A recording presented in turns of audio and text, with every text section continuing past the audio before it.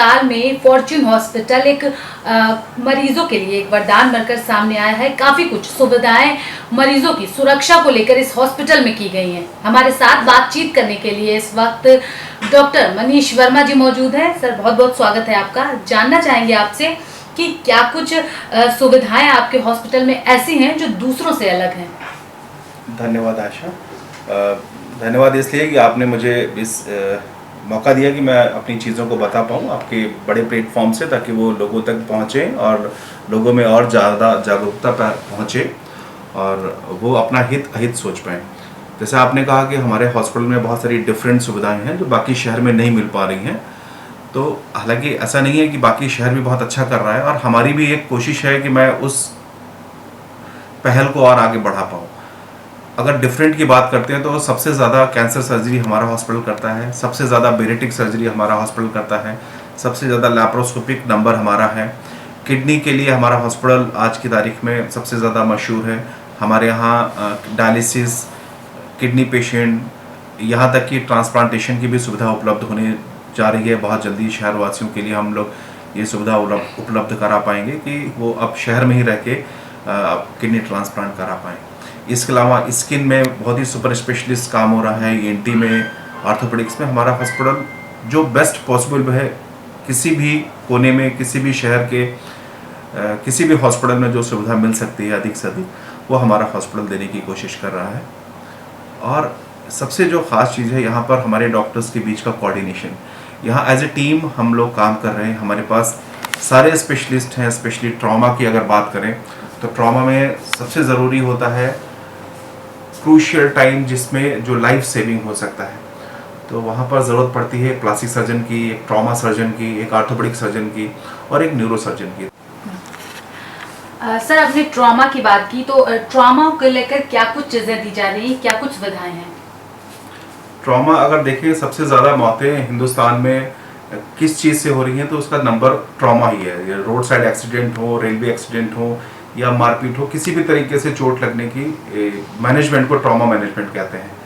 Youngsters, इसमें young बच्चे होते हैं जो कम एज के हैं, बाइक चला रहे हैं, कार चला रहे हैं, एक्सीडेंट्स हो रहे हैं, तो उनकी केयर के लिए सबसे ज़रूरी होता है शुरुआती वक्त। उस वक्त में अगर उनको सुविधा मिल जाती है, जैसे उनकी ब्लीडिंग को रोक लिया जाए, उनकी सांस लेने की प्रक्रिया जो किसी वजह से रुक गई है, गले में कुछ फंसने से या चोट लगने से, उसको तुरंत मैनेज कर लिया जाए, तो बहुत सारी लाइफ को बचाया जा सकता है। इसमें सबसे ज़रूरी होता है हर स्पेशलिस्ट डॉक्टर का अवेलेबल होना और मौके पे ही उसको इलाज कर पाना। तो अगर कोई पेशेंट विद इन टाइम हमारे पास आ जाता है तो हॉस्पिटल की तरफ से देरी नहीं होती है कि हमारा ऑर्थोपेडिक सर्जन नहीं है, या हमारा न्यूरो सर्जन नहीं है, या हमारा प्लास्टिक सर्जन नहीं है, या हमारा गैस्ट्रो सर्जन नहीं है। वो सारे लोग मिलके इसको मैनेज करते हैं। तो हम लोग कोशिश कर रहे हैं कि one of the best trauma centre हम लोग बन के उभरे हैं शहर में। सर, आपने यहाँ पर किडनी ट्रांसप्लांट की बात की, तो कहीं ना कहीं शहर में इस वक्त कितना ज़रूरी है, जो केसेस हैं वो किडनी ट्रांसप्लांट या फिर लिवर ट्रांसप्लांट के कितने केसेस आ रहे हैं? कानपुर या ये कहिए कि पूरे हिंदुस्तान में आज हमारा देश विश्व की राजधानी बन गया है डायबिटीज़ के मामले में। और जहाँ तक किडनी डिजीज़ है, ये एक ही सिक्के के दो पहलू हैं। जिसको डायबिटीज़ है उसकी किडनी खराब होने की संभावना बहुत अधिक होती है। डायबिटीज़ बढ़ने की वजह से किडनी रोगियों की संख्या बहुत ज़्यादा बढ़ गई है, और जब स्टेज 4 या एंड स्टेज पे किडनी पहुंचती है तो हमारे पास सिर्फ एक ही ऑप्शन होता है कि हम लोग किडनी ट्रांसप्लांटेशन करें। और जब तक ये नौबत या ये काम नहीं हो पाता है तब तक वो पेशेंट डायलिसिस डिपेंडेंट होता है। इस वजह से हम लोगों ने डायलिसिस की विश्व स्तरीय सुविधा यहाँ पर स्टार्ट की है, जो बहुत ही इकोनॉमिकल, शहर के किसी भी अस्पताल से 50% रेट पे हमारे यहाँ गरीब लोगों की डायलिसिस होती है। और जिस दिन वो उनके पास डोनर की व्यवस्था हो जाती है या वो फिट हो जाते हैं सर्जरी के लिए, तो हम लोग उनको रीनल ट्रांसप्लांटेशन की सलाह देते हैं। इसकी संख्या बहुत तेज़ी से बढ़ रही है। सर, इस टाइम पे देखा गया है कि हमारी जो बदलती कहेंगे कि लाइफस्टाइल है, उसको देखते हुए जो मोटापा है वो काफ़ी बढ़ रहा है। एक बैरियाट्रिक सर्जरी एक बेहतरीन कहेंगे कि विकल्प बनकर सामने आया है। तो आपके यहाँ भी ये सारी चीज़ों की सुविधाएं दी जा रही हैं, तो क्या कुछ है ये? क्योंकि लोगों में भ्रम रहता है, कई बार वो बैरियाट्रिक सर्जरी को कहीं ना कहीं कराने से बचते हैं, उनको कई सारी भ्रांतियाँ उनके मन में। तो क्या कुछ चीज़ें हैं? बैरियाट्रिक सर्जरी को लिए अब तो काफ़ी जागरूकता लोगों में आ गई है, लेकिन अगर हम बात करें 2011 और 12 की, तब लोगों के मन में बहुत सारी भ्रांतियाँ थी कि बेरेटिक सर्जरी क्या होती है। लोग, कोई कहता था आंत काट के निकाल देते हैं, कोई कहता था पूरे शरीर से चर्बी खींच के निकाल देते हैं। तो ये सारी भ्रांतियाँ थी। बट अभी मुझे इस बात की खुशी है कि सभी लोगों के प्रयास से अब लोगों को अंदाज़ा लगने लगा है कि बेरेटिक सर्जरी एक बहुत ही साधारण और ये कहिए कि नो रिस्क सर्जरी है जो दूरबीन विधि से की जाती है, और इसके रिजल्ट्स भी बहुत ही इनकरेजिंग है। इतने ज़्यादा इनकरेजिंग है कि आज ये यूएस में सबसे कॉमन जीआई होने वाली जीआई सर्जरी हो गई है, इंटेस्टाइन सर्जरी हो गई है। बेरेटिक सर्जरी में बेसिकली हम लोग शरीर से कुछ निकालते नहीं हैं, या ये कहिए कोई इसी तरह का कोई फैट खींच नहीं लिया जाता है, बल्कि यहाँ पर हम लोग फूड स्टोरेज कैपेसिटी को कम करते हैं, या फूड का जो रूट है जो 6 मीटर का होता है उसको थोड़ा कम कर देते हैं, maybe 5 metre, maybe 4.5 metre, एक बाईपास बना के। तो इसमें एक्चुअली हमारी डिमांड बॉडी की कम होती है, क्योंकि ये जीआई हार्मोन बेस्ड एक सर्जरी है। इस नाते शरीर हमारे पहले से जमा चर्बी को कंज्यूम करना शुरू कर देता है, जिसकी वजह से वजन कम होता है। तो ये बहुत ही सेफ और बहुत ही इफेक्टिव सर्जरी है। मैं तो कहूँगा कि मोटापे के लिए एक वरदान बन के सर्जरी आई है कि किसी भी मोटे आदमी से बात करिए तो उसको 5 किलो वज़न कम करना भी बहुत मुश्किल काम होता है। और हम लोग 220 तक का पेशेंट यहीं अपने सेंटर में ऑपरेट कर चुके हैं, जो अभी 90 kg के हैं। तो 130 किलो की जो उन्होंने जर्नी अपनी करी है, तो that was a marvellous experience for him. Sir, इन दिनों कोरोना का समय चल रहा है, काफ़ी मरीजों में डर है इस बात को लेकर, हॉस्पिटल्स को लेकर ख़ास तौर पर। तो क्या कुछ सुविधाएं हैं जो नॉन कोविड मरीजों के लिए आप अपने हॉस्पिटल में दे रहे हैं?